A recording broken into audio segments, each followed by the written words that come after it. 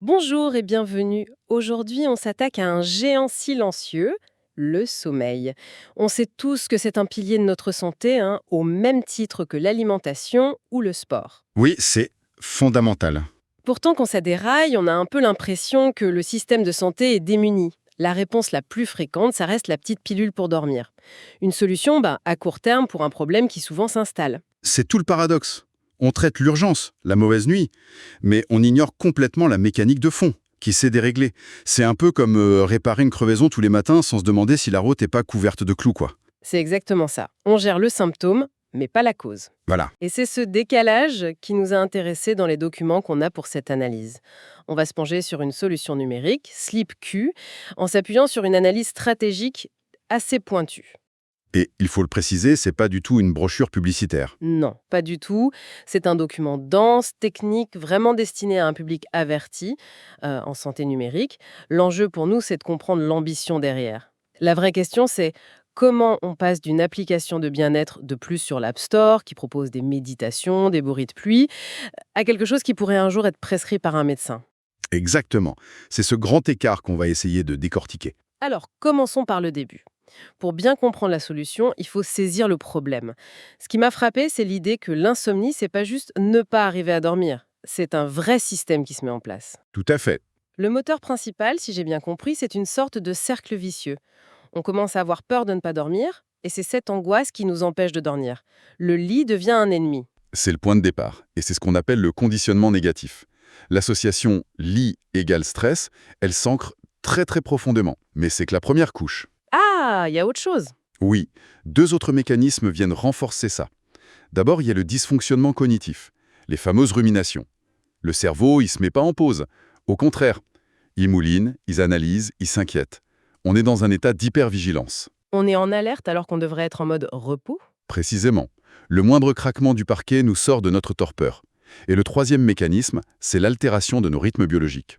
Notre horloge interne, elle se dérègle. Le fameux rythme circadien, ZEM. Le corps ne sait plus quand produire les hormones du sommeil ou de l'éveil.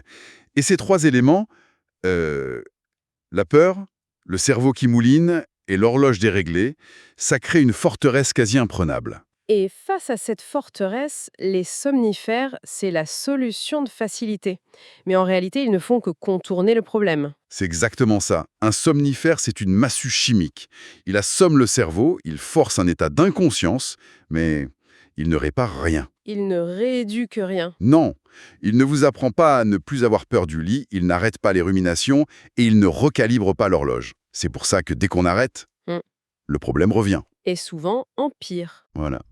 Sans parler des risques de dépendance, d'accoutumance, c'est une véritable impasse thérapeutique. Pourtant, il existe une solution, reconnue par la science comme étant la plus efficace sur le long terme. C'est la thérapie cognitivo-comportementale de l'insomnie, la TCCI, le gold standard. Alors, question simple, si c'est si efficace, pourquoi tout le monde ne l'utilise pas? Parce qu'on se heurte à un mur bien réel, un goulot d'étranglement massif. La TCCI, pour que ça marche, ça demande un suivi régulier avec un psy ou un médecin formé spécifiquement. D'accord. Et là, les problèmes s'accumulent. Premièrement, des thérapeutes formés, il y en a très peu. Deuxièmement, ça coûte cher, c'est pas toujours remboursé. Et troisièmement, la barrière géographique. Si vous habitez pas une grande ville, bonne chance. La méthode est géniale, mais l'accès est très limité en fait. Incroyablement limité. Plus grand nombre, une thérapie qui a fait ses preuves, mais qui est aujourd'hui réservée à une minorité. Ok, alors, parlons de SleepQ. Le document insiste très lourdement sur un terme « thérapie numérique ». J'avoue, ma première réaction, c'est de me dire que ça sonne un peu marketing. Oui, je vois ce que tu veux dire. On est inondé d'applications de méditation, de relaxation, de suivi du sommeil. Qu'est-ce qui empêche n'importe laquelle de se rebaptiser thérapie? Où est la vraie frontière? Ouais, c'est la question clé. Et la distinction, elle est fondamentale. Une application de bien-être, c'est une boîte à outils. Elle vous donne des conseils, des sons relaxants, un graphique de votre nuit. C'est une aide. D'accord. Une thérapie numérique, une DTX, c'est complètement autre chose. Il ne s'agit plus d'une aide, mais d'une prise en charge. C'est la digitalisation d'un protocole clinique complet, structuré, qui a été validé scientifiquement. Donc si je comprends bien, on ne télécharge pas juste un catalogue de techniques, on entre dans un programme, un vrai parcours de soins. Exactement. Le changement de paradigme est total. L'objectif, c'est pas de vous aider à dormir ce soir, c'est de rééduquer en profondeur votre système sommeil-éveil. On ne traite plus le symptôme, on réentraîne le système. C'est un processus qui vise une efficacité durable, donc. Durable, sans médicaments et entièrement personnalisé. C'est un traitement médical, mais délivré via une interface numérique. Voilà. Alors, concrètement, à quoi ça ressemble ce parcours Zati? Le document parle de 5 piliers. Le premier, c'est l'entraînement du sommeil personnalisé. Ça sonne presque comme du sport. Et l'analogie est excellente. On traite le sommeil comme une capacité qui s'est perdue et qu'il faut réapprendre, comme on ferait de la rééducation pour un muscle. D'accord. L'application va proposer un programme progressif qui s'ajuste en permanence en fonction des données qu'on entre chaque jour dans son journal de sommeil, ce qui nous amène au deuxième pilier, le journal du sommeil. C'est un classique de la TCCI2I, mais j'imagine que l'avoir sur son téléphone, ça change la donne.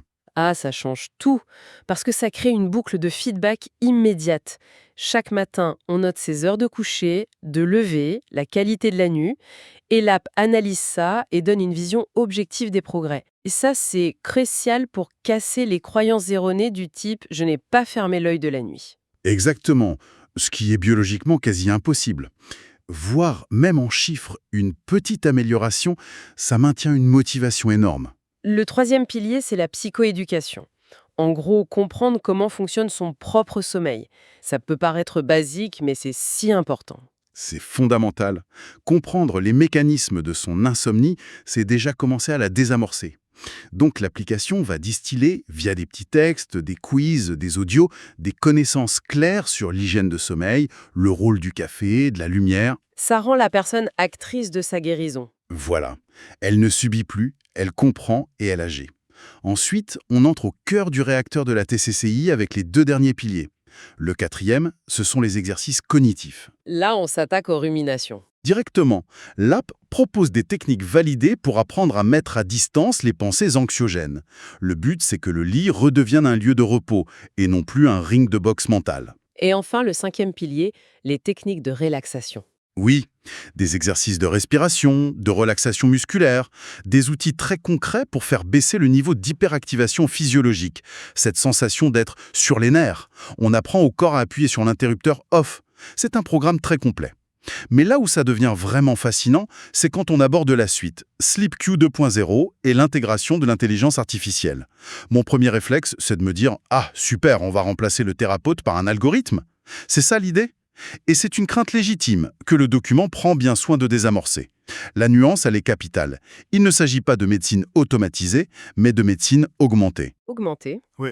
L'IA n'est pas là pour remplacer le jugement clinique, mais pour le rendre plus fin, plus précis.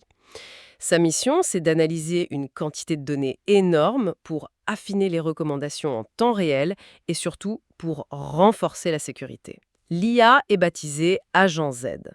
Sa mission est résumée par une formule, le bon traitement au bon moment, au bon dosage. Ça reste un peu abstrait. On a un exemple concret ? Oui, un exemple très parlant, c'est sur la gestion des médicaments à la demande, les PRN. Dans certains parcours, un médecin peut autoriser la prise d'un somnifère ponctuellement en cas de besoin. Ah oui, et ça doit être une source d'angoisse terrible pour la personne. Quand est-ce que c'est vraiment le bon moment? Exactement. On retombe dans le subjectif. L'IA, en analysant les données des nuits précédentes, le niveau de fatigue, le contexte, peut fournir une recommandation ultra précise. Par exemple, au vu de vos données, prendre les médicaments ce soir présente un bénéfice élevé avec un risque faible. Ou à l'inverse, j'imagine. Ou à l'inverse. Il est préférable de ne pas le prendre et de privilégier tel exercice de relaxation. C'est une aide à la décision qui est contextuelle, personnalisée et beaucoup plus sécurisante. Bien sûr, dès qu'on parle d'une appli qui analyse des données de santé aussi intimes, surtout avec une IA, des voyants rouges s'allument partout sur la question de la confiance, de la vie privée. C'est le point non négociable. Mes données de sommeil ne vont pas être vendues à des fabricants de matelas. Non. Sur le plan réglementaire, la plateforme est blindée. Certifiée CE, conforme au RGPD. Mais au-delà des logos, c'est la philosophie qui est intéressante.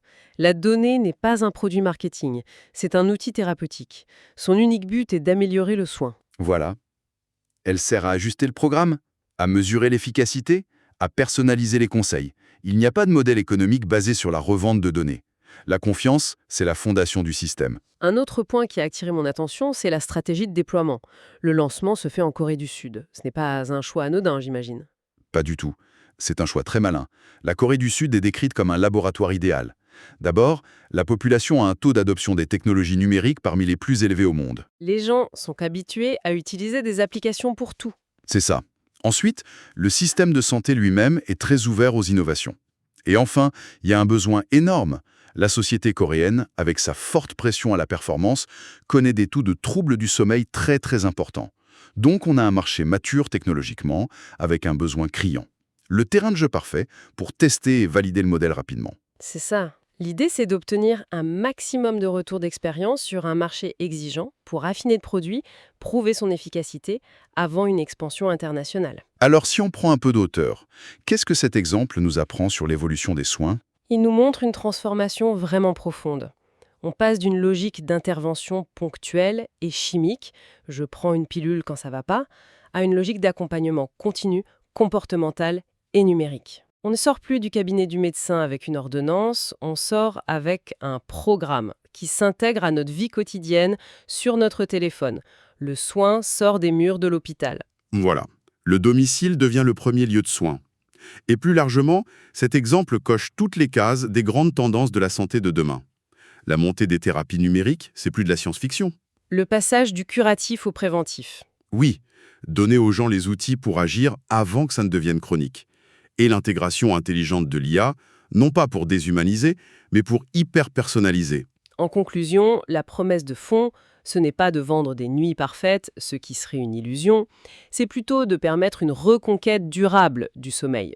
On redonne à la personne le pouvoir sur ses nuits. C'est ça, en s'appuyant sur ce qui se fait de mieux en science, en thérapie et en technologie. C'est une vision du soin plus discrète, plus intégrée et finalement plus responsabilisante. Parce que bien dormir, ce n'est pas un luxe. Non, c'est vraiment le socle sur lequel tout le reste de notre santé, physique et mentale, repose. Une dernière pensée pour nous laisser réfléchir. Oui, on a parlé du sommeil, qui est un système biologique d'une complexité folle. Le fait qu'un modèle combinant science, comportementale, plateforme numérique et IA puisse rééduquer une fonction aussi fondamentale, ça ouvre des perspectives vertigineuses. On pourrait l'appliquer à d'autres domaines. Exactement. On peut se demander quelles autres affections chroniques, souvent mal prises en charge par la médecine classique, et je pense à certaines douleurs chroniques, à des troubles anxieux, la gestion de certaines addictions, pourraient demain être traitées avec une approche similaire. Le champ des possibles est immense.